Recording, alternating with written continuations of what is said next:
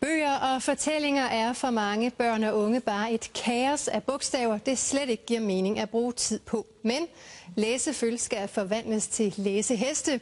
Derfor er det i dag international læsedag.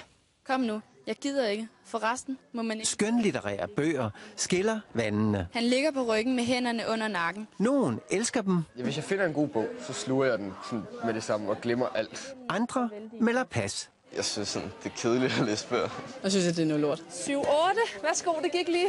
Der var gratis bøger til eleverne på Antvorskov skole i Slagelse. Værsgo.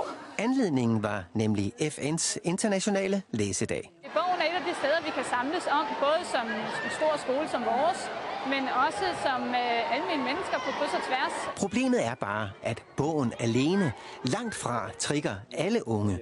Der skal mere til. For eksempel det her. Vi er nogen fra 7. F.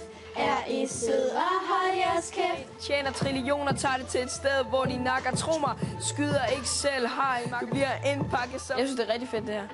Ja, det synes jeg. Hvorfor? Jamen, fordi at... vi kommer til at blive sådan lidt... Det er lidt mere udfordrende. Og vi konkurrerer mod andre klasser og sådan noget, så... Det er meget spændende. Læsning af ord, og ord er mange ting. En måde at fange dem på kan netop være ved, at vi rapper, og de skriver tekster, som de den vej så kommer ind og bliver interesseret i andet end bare at læse bøger. Silas og Emil, de kommer til en ø, der hedder Okinawa.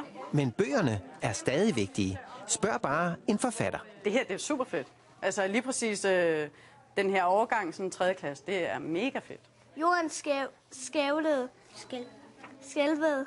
Rystelærn. Det er vigtigt, fordi for det første er det hyggeligt og dejligt. Siger selveste idémanden bag læsedagen. Han var i dag i Slagelse. Det bevirker, at de får nemmere ved indlæring resten af livet.